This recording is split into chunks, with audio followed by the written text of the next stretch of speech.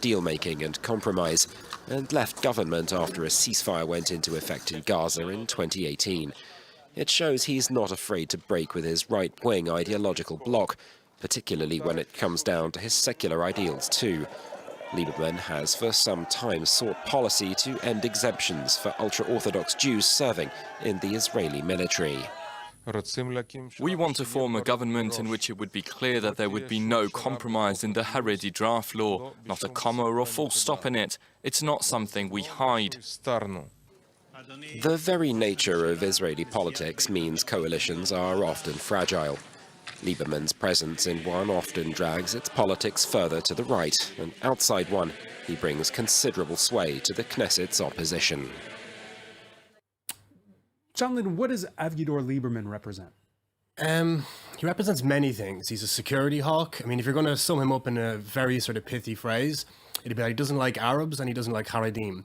And if you look at his actions over the last couple of years, they've actually been consistent with that, and that he's left governments, at least ostensibly, over security policy in Gaza and over the conscription of Haredi or ultra-Orthodox yeshiva students. So in that sense, he represents his base, which is a secular, very secular Russian emigre, security, hawkish voter share. But that bloc, that former Soviet immigrant bloc, is shrinking as a part of the Israeli electorate. So there was a huge immigration in the early 90s, but we found that as those voters get older and their children enter the electorate, they basically replicate normal sort of Israeli-born citizens, regardless of their background. So Lieberman knows... So not all Russian emigres vote for Lieberman? No, absolutely not. But a large proportion do. And he's managed to maintain a sort of a system of patronage and very much is seen as a leader for the community. But he knows that long term, he would have to position himself as being a national leader for a larger constituency of voters if he's to break out of that sort of prism of being seen as a sectoral politician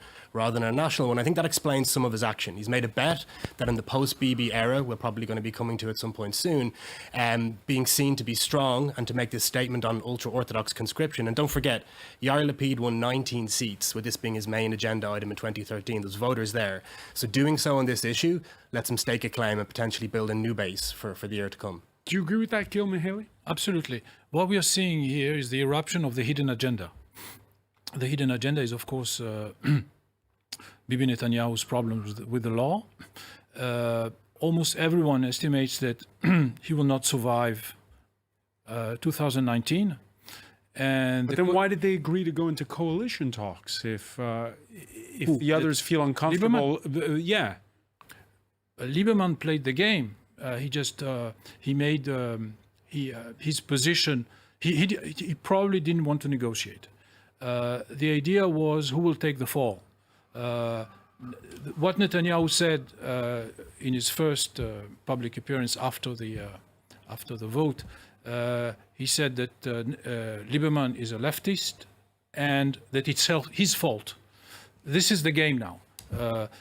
Lieberman will try to convince the non-religious right and an anti-religious center that he is a man of principles and that he can be the next leader of the Israeli right and the next prime minister. And will he succeed, as John was hinting, in his attempt to poach votes from that centrist coalition? I don't know, but I think that the strategy is intelligent. I think it could work. It doesn't mean that it will work, but I think it's one of the only ways he could play. And if you were to rank what is the issue, is it this issue of secularists versus religious, or is it, as we said, Benjamin Netanyahu the issue? It's the post-Netanyahu era. This is the only thing. Why is it the post-Netanyahu era? After all, he was set for a fifth mandate. Why is his time over? Because Netanyahu could have at least 2 or 3 different governments. He was locked in the 65 deputies option because he asked of them to vote a law that will give him immunity, which is paradoxically called in Israel the French law, because in France, an acting president cannot be held accountable before the law, as long as he's in office. He wants the same treatment. And this is why he didn't have an alternative coalition, and this is why he paid dearly for the 60 members of Knesset. The religious got a lot of posts and money and legislation, and Lieberman understood that this is his weakness. This is his weakness. This is why he cannot really threat with a national unity government with the generals. They would have gone with him if he would have... The generals were supporting blue and white, the centrists. Exactly. He could have a government of 80 without the ultra-religious. But they wouldn't have gone along with the amnesty bill. No. Right. So everyone saw that Bibi is bleeding, and this is his weakness, and Lieberman was the first shark to attack and to bite. All right, we can call up the graph that shows what that potential coalition would have looked like after the April vote. And there you see it. If you add them up, those are the votes of the right and the ultra-Orthodox parties that get to those 65 seats that Gil was mentioning. The religious parties together, 12% of the vote. The party 4.14 there. That's Avigdor Lieberman, and that gets you to 49%. Rachel Broyde, as you listen to Gil Mihaly speak, do you wish that there'd been a grand coalition reaching out to either or both of the centrists and the Labour Party? So, as we have seen there, all of the parties communicate. It's not that there was no. It's not that nobody tried to form an alternative coalition. I think that when you speak to people that were involved in the negotiations, it became very clear that Avigdor Lieberman had ridiculous expectations. He, up for a party of 5 seats, he requested five cases or ministries. It's something that's unheard of. And I think that, blue and white made their position clear, which is that they would be very happy to sit with Likud had the prime minister not been the head of Likud, only demonstrating that they're just this anti-Bibi party, and it's not about any platform or any policy. It's just this, we hate one person, and we're going to keep going on that. Well, they would argue that it's about the path. prime minister facing justice. So, look, Israeli law is very clear that the prime minister does not need to resign until all of the appeals have been executed. That law has been in place in Israel since basically the founding of the state. It was designed that way on purpose. And I think that a lot of the people that are claiming this sense of justice and whatever are ignoring the law and ignoring a very big part of justice. People are entitled to have their cases heard in court. This is not a court of public opinion.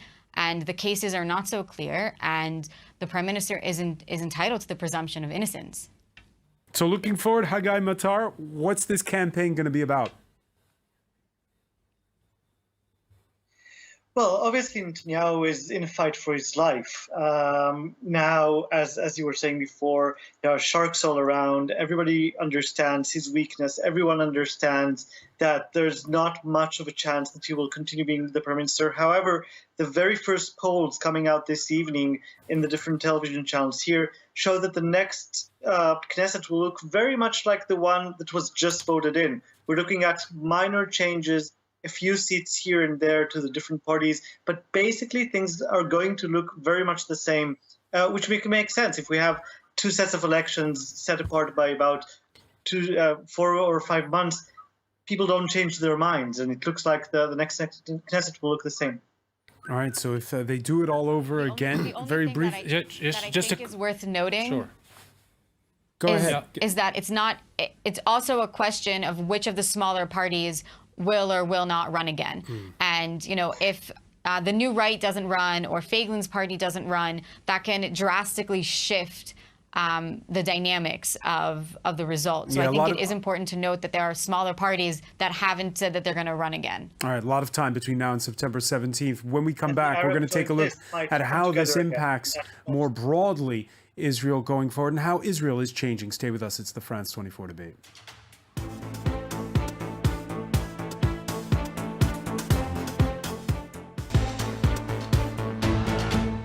Welcome back, or welcome if you're just joining us. It's the France 24 debate, and we're looking at an unprecedented prospect of an Israeli prime minister unable to form a coalition and the return of voters to the polls. It'll be September the 17th.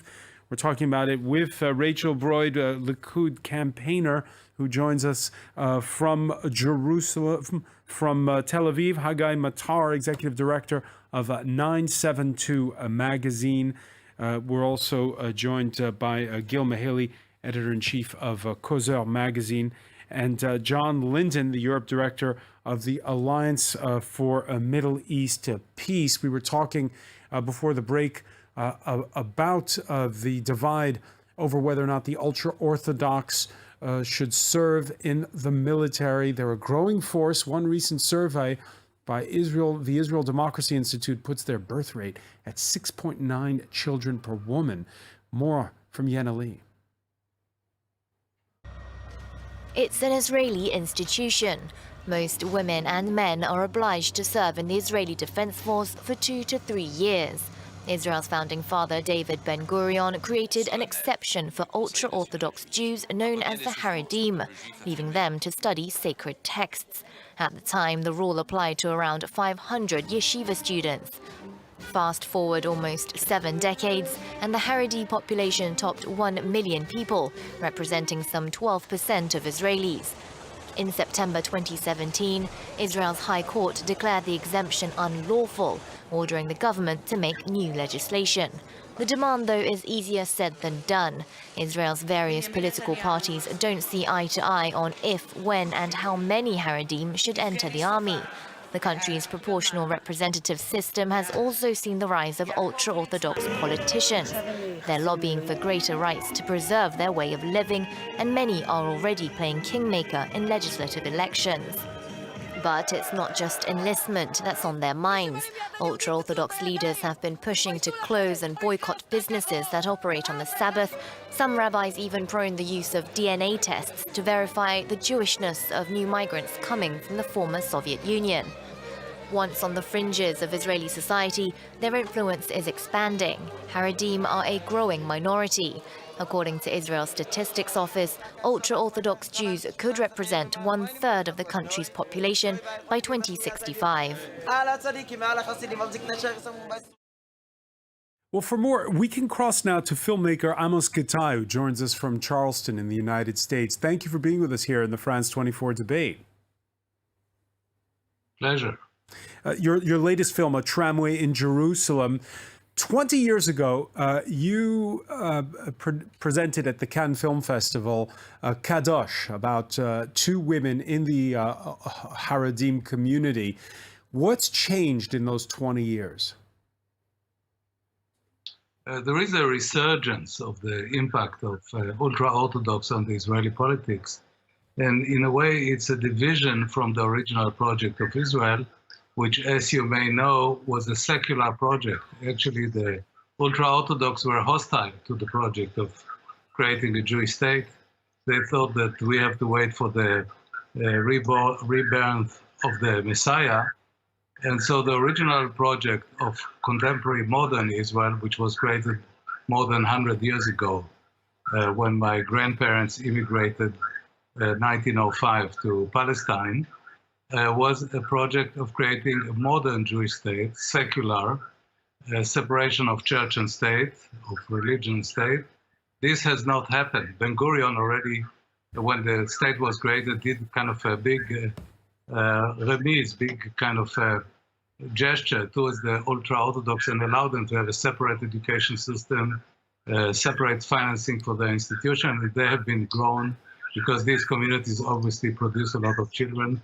So we are in a new reality in which they take more and more power and they influence the entire political spectrum. And unfortunately, the most recent Israeli governments made major concessions, and they would erode the secular nature of Israel's society, also erode the power of the juridical system, change the education, make it more nationalistic and religion.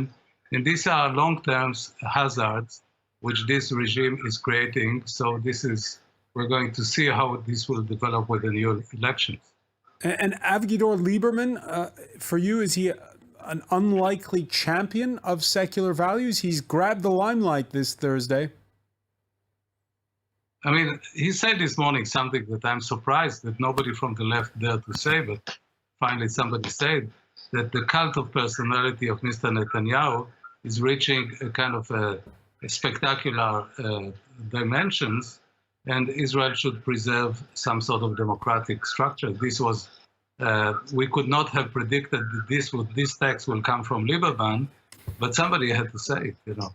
Israel should conserve open society, democratic society, respect the minorities, non-racist attitudes, and this has been menaced by the last Israeli government. So let's hope and see. You know, we are into unpredictable, maybe too much. All right. Many thanks for joining us. Amos Gittai for joining us from Charleston in South Carolina. Rachel Broyde, has Benjamin Netanyahu steered Israel away from its original values, away from the separation of state and religion? So the answer is no, in short. Israel has no formal separation of church and state. The chief rabbinate was established by Ben-Gurion's government based off of the Turkish and the British system. There has always been a very strong religious component. I agree with Amos that in recent years it has become more, I would say, ultra-Orthodox. But there was no goal of a separation of church and state. That was never formally written anywhere. It's not discussed in the Declaration of Independence. There is no basic law ensuring a separation of church and state. And I think that it's just revisionist history to pretend that that was the original goal. The people who came up with the original marital laws in Israel were the left.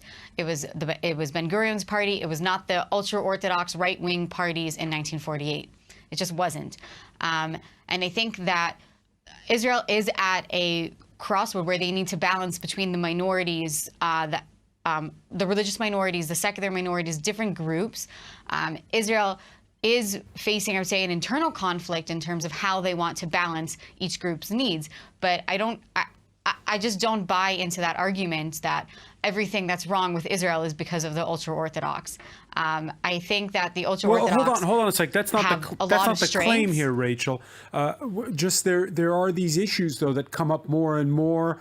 There was a Pew survey done in 2016 that shows that 62% of the population overall favors democratic principles over religious law. And there's growing pressure, though, on issues like shutting down public services on the Sabbath, gender segregation on public buses. There is this growing pressure on these issues. The Supreme Court has ruled time and time again that there's no gender separation on any public buses is allowed. The ultra-Orthodox parties never endorsed it. It was individual people choosing to behave inappropriately. And again, the original structure of religion and state of Israel was established by the left. It was established by Ben-Gurion. Ben-Gurion was the prime minister who gave the ultra-Orthodox the initial exemption from serving in the army, the marital construct. The structure of a chief rabbinate at all was something that was established very early in Israel. And I agree with you that there is a debate in Israel regarding public transportation on the Sabbath, but that is not a new debate. There was never public transportation in the Sabbath. There was a compromise that dates way, way, way back to regarding Haifa.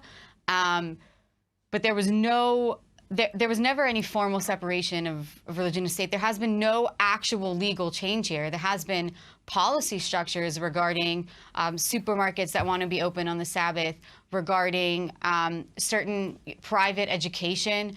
The ultra-Orthodox want to take part in a college education, but they want to do it privately, where they can learn in their social construct that they need. And the alternative is not, as I see it, just, okay, well, it's either they'll learn separately or they will go to university. They won't go to university. Israel has an interest in having the ultra-Orthodox take part in the economy. And not everything is about force. Things, you know, I learned a long time ago that evolution is much better than revolution. And if we want to have a serious conversation about the Haredi community and how we are going to incorporate them into the workforce, into the education system, into the army, so we need to have a conversation, but it can't